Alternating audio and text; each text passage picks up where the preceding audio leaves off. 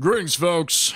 Welcome back to the Jason Damico Show. It is Jason Damico here, and this is going to be the first ever, well, it's actually not the first ever, it's the second ever remote live streaming capturing session. However, the difference is now, if this all works out correctly, you're seeing this on HD cameras from afar.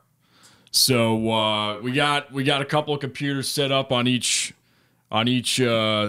setup here, and we're gonna see how this goes. But my good friend, I met him on Instagram.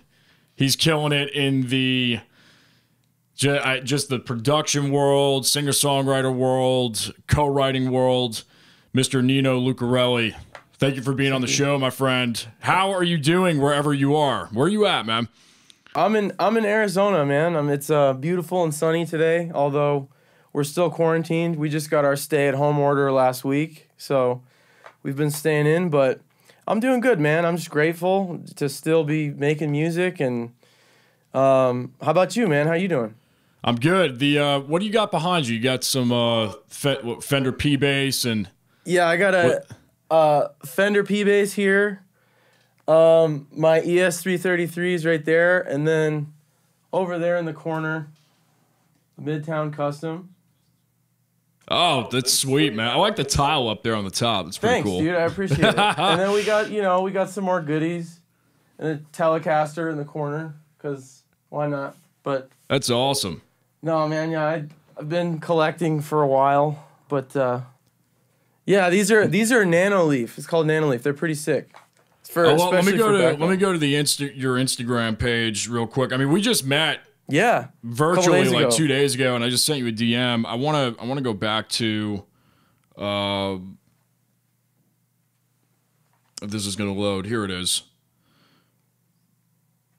Yeah, I love the color coordination. Do you have like a background in art design by any chance? Because I love those shots. Thank you, man. I appreciate it. I worked for 7 years in the creative video world for corporations, so I do have some creative experience. I just I like LED lights, I just hide LED lights everywhere, and I like to color coordinate. I have my daytime settings and my nighttime settings just to like make you I'm sure you feel the same way. We both sit in the same place for a while when we're working, right. So it's nice to be able to like adjust the ambience, Let's just dive into your beginning stages real quick as far as I mean, you're obviously more than a music producer. It's kind of like me, multiple hats being worn at once. How did music start for you? Like, how did the creative start churning? So when I was in high school, just like most creatives, I listened to a lot of music, and I happened to start playing a lot of the video game Rock Band. I'm sure you might be familiar. You're not both, man. Yeah. Yeah. So I was really into that game, and at that time, I wasn't playing an instrument. I had played viola in middle school. Like, we all have that one band or stringed instrument that we played when we were a kid.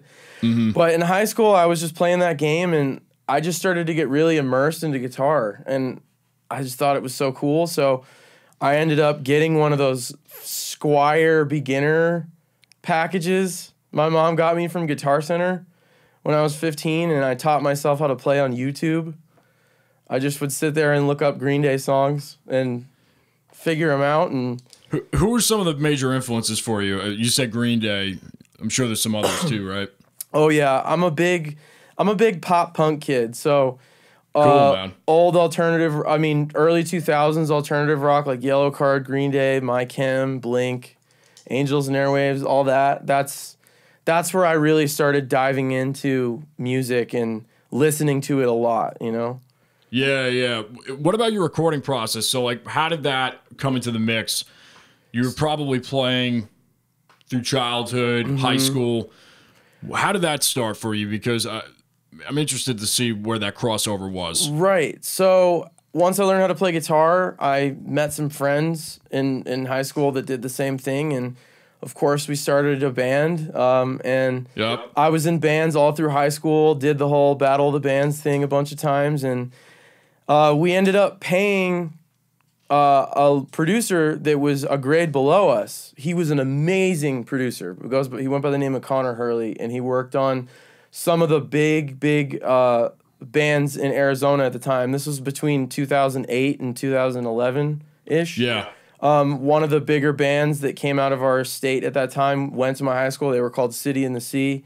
And we would go to this producer that did all the bands from our school.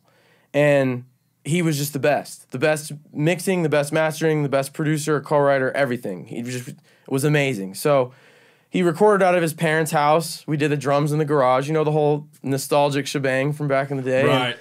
And I just got so mesmerized in that world that I just knew I was like, I want to do this. Like, he ended up selling me one of his old, like, piece of junk Windows machines with an MBox 2.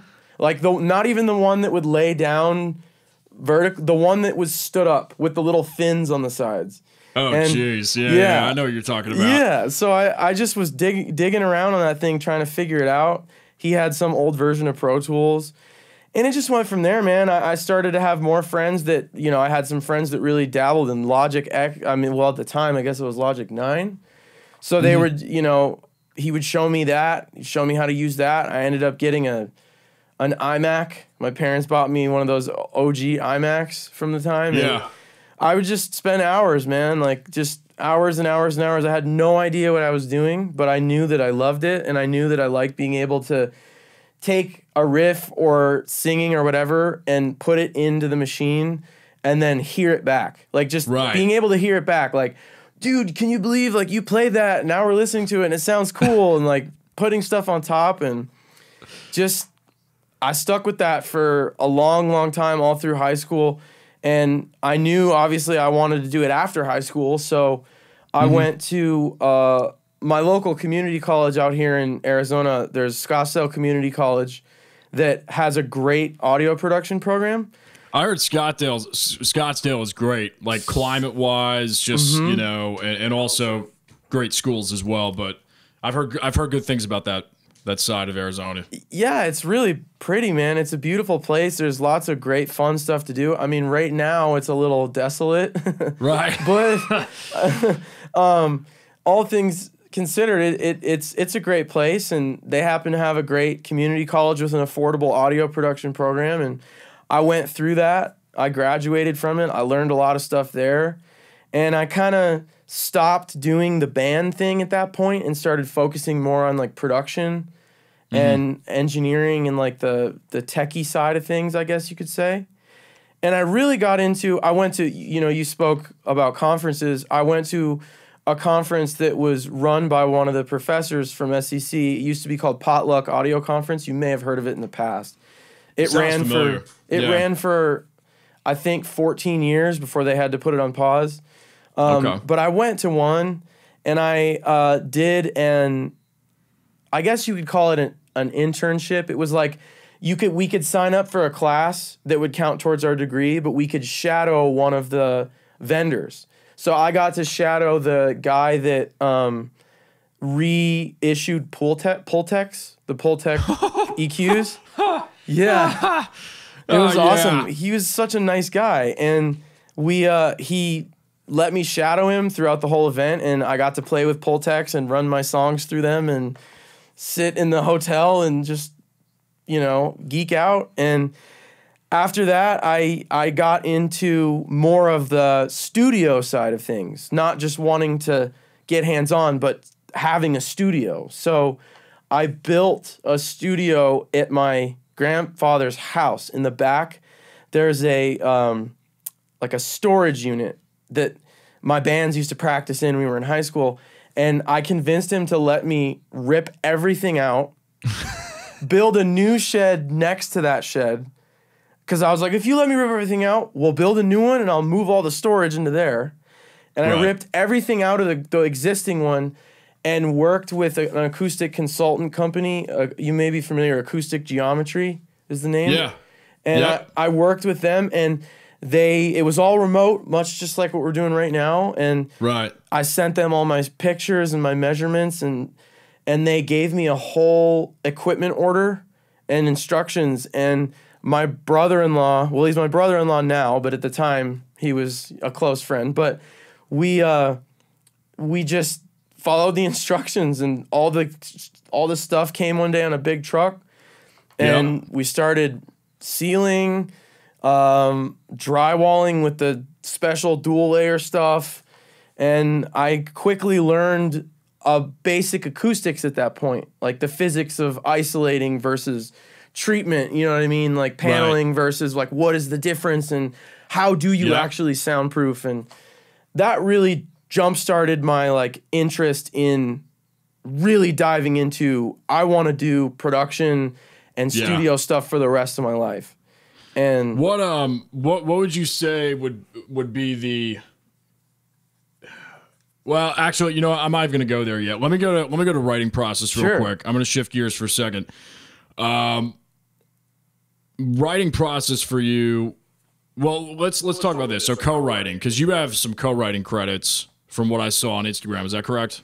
Yeah, I'm a top liner songwriter. So you're familiar with top liners, right? I've heard of the term. So top lining is essentially writing a song either with your own vocal or you're writing it with a group of dudes or gals and you're producing someone else's. But top lining refers to writing lyric and vocal melody over an existing instrumental bed, right? Interesting. The vocal essentially made up of the melody and lyric. So my main thing that I do right now, in addition to songwriting, is top lining. So through Vocal Kitchen, the agency that I'm with, that I'm signed to, they have DJs and producers from around the world who create instrumentals, but they don't sing, right? So those DJs and producers will send their instrumentals into the Vocal Kitchen in hopes of finding a vocalist. So Vocal Kitchen has a roster of about 15 different vocalists like myself from all over the world, and we will take a crack at writing some top lines to instrumentals from people who are looking for vocals. Cool.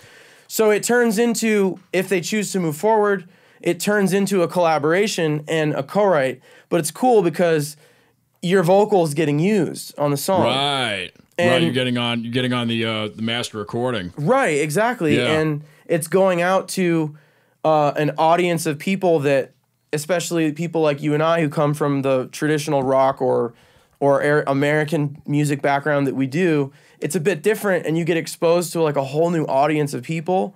Yeah. You get to meet people globally, and it's just a whole crazy new world. And that's cool, man. It's there's a big hole in that world for people like you and I that come from being in bands and writing songs with people. You know, I've noticed that, like, you know, with a lot of the streaming platforms, there's not.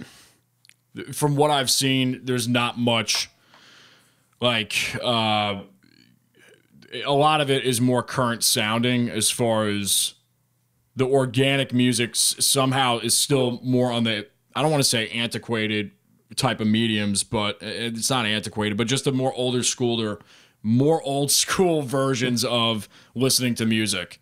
Right. You know? So, and that's really interesting. As far as like, your writing process, talk about maybe some of the style, or talk about the style that you use for sure when you are trying to do a top line or something. Like, what are your styles? What are your how do you pull inspiration? Just walk me through that process. For sure, yeah. So when I first started doing top lining, I just carried over however I would normally write a song, right? And then, of course, the producer would give feedback like, this is great, but I need something catchier here or something catchier there. But then when I signed to Vocal Kitchen, Alan Eschijs, who's the CEO and owner, he's from the Netherlands. He's the CEO and owner of the company, and he really develops all the talent. So I firsthand from him learned more of a pop commercial approach to structuring songwriting.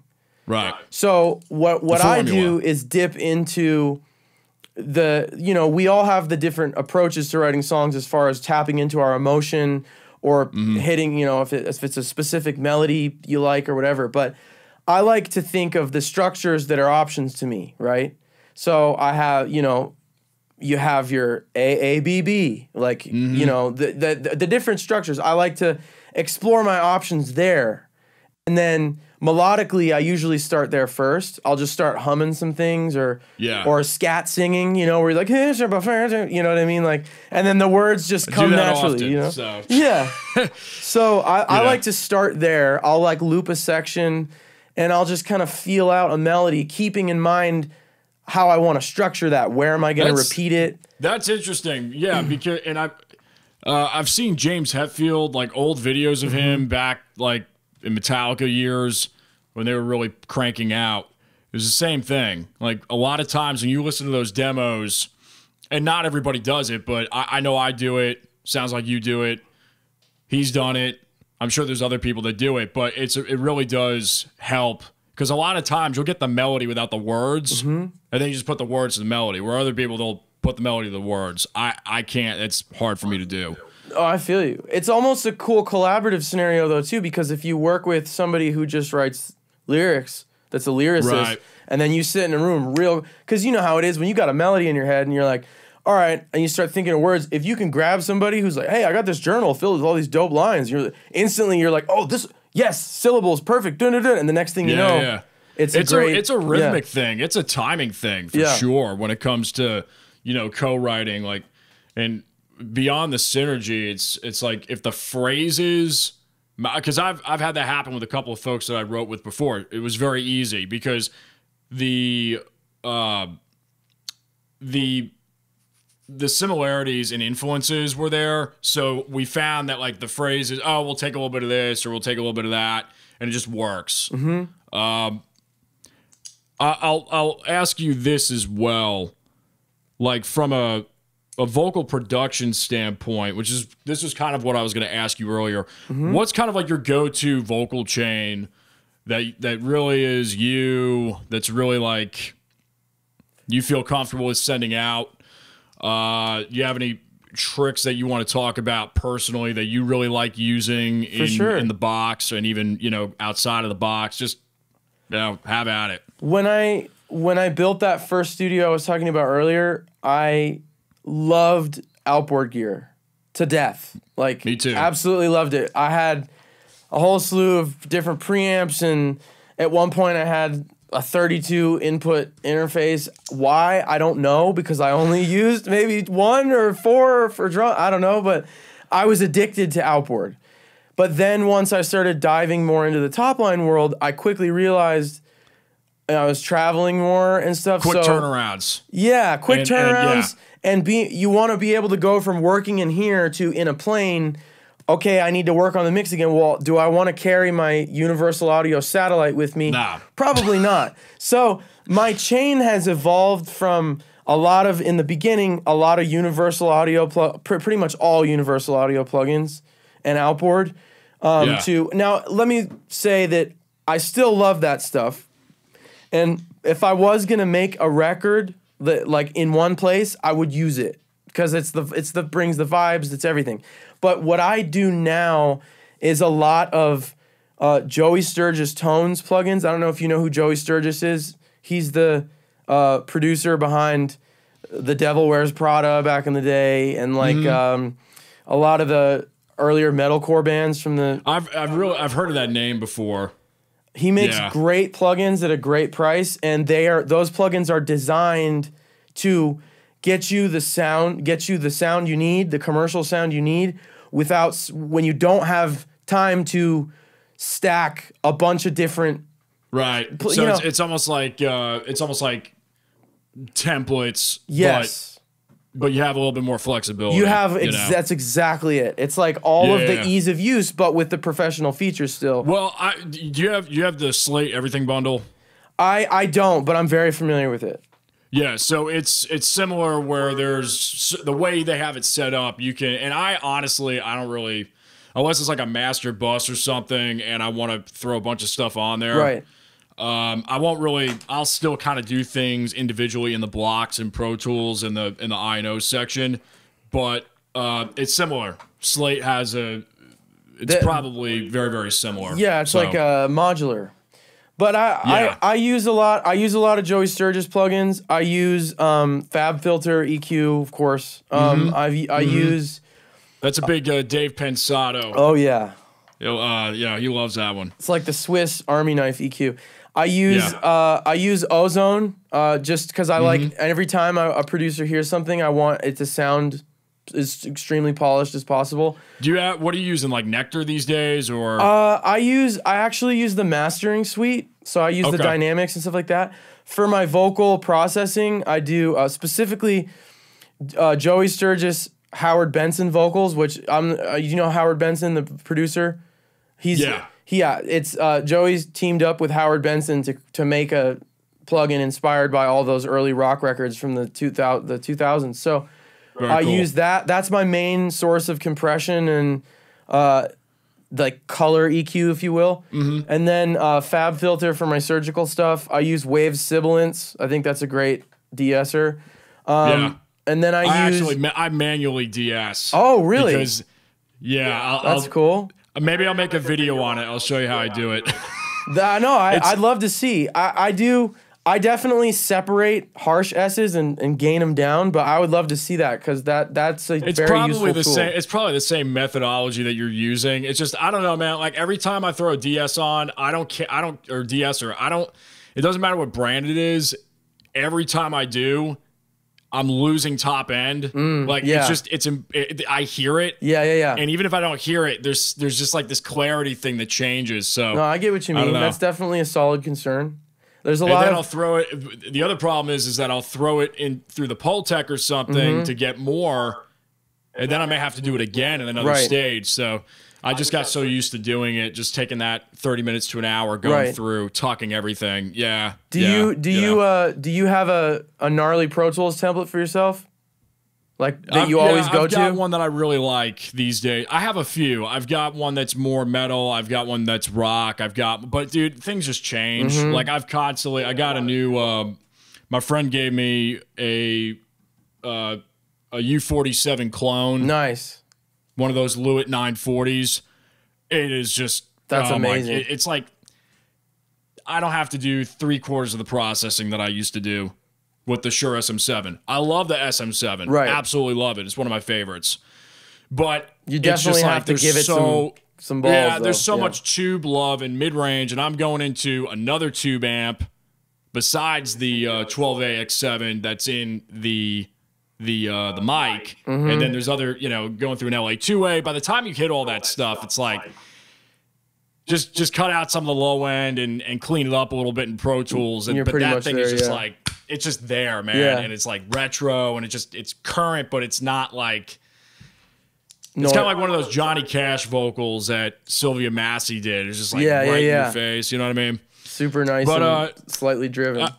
I was gonna ask you real quick as we kind of wrap up before Zoom cuts us off. I mean, COVID / future plans for you, if you wanted to talk about that for a minute or two, because this is walloping everybody. It is. This is a really, really strange time. I had a show in Japan that got canceled because of COVID. It was kind of a bummer, but hopefully it'll get rescheduled. However, fortunately, I'm really grateful because for Top Line Services, a lot of producers and DJs are in their studios working on music because they can't play shows. So I'm really lucky because I'm still in work because a lot of people are still looking for vocals. So in that regard, I'm thankful. But in terms of what's after that, I'm hoping that the events come back. I go to Amsterdam Dance Event every year. It's the huge music conference in Netherlands. I'm really hoping that doesn't get canceled because that's like a yearly routine for all of us. But yeah. What about you? Everything that I had got canceled or pushed back to like start time in September. I had tours. I had I was in the middle working on a film. I was about to work on another film up in the Northeast, which, thank God that really didn't happen because I probably would have been stuck up there. Yeah. Yeah, man. And I was gonna hold off on the podcast. Was just like, wait a minute. This is like a great time to do the podcast because everybody's at home. Yeah. You know. So I'm contacting a lot of folks, and anybody who replies back to me is like, yeah, like why not? You know. Absolutely. So I've got a fun little thing here at the end. By the way, fantastic vocals, my friend. Thank you. One of the best tenor vocals I've heard on Instagram for sure. Thank you so much, man. Really, really good. Well, as we're kind of wrapping up here, I'm going to say a word, and you just say the first word that comes to mind back. Okay. Mic. Boom pole. Guitar. Pick. Bass. Strings. Vocal. Grit. Yeah! I love it. Drums. Sticks. Compression. Headache. That's funny. EQ. Another headache. Distortion. Balls. Yes. And can't read my handwriting here. Oh, keys. Satisfaction. I don't know why, but chimey came to mind over here. I have no idea why. I was like, oh, chimey. Like a Rhodes, a nice chimey Rhodes. I don't know, Yeah. man. I love it. One last question for you. Yeah. If you could go back in time to your 15-year-old self and give him advice, knowing what you know now, what would you tell him? Don't change a thing. Just keep your head down and focus on your craft. Don't let the outside noise of overthinking and people telling you to do one thing or another get in the way. Just focus on what you love to do and keep doing it and stay open. Well, my friend, from afar, you're in Arizona, right? Yeah, yeah. This is awesome. Thanks so much for being a part of this. Dude, thanks for having me, man. I had a blast. Send me every link that you want to send me. Sure. We'll put it in the description box below.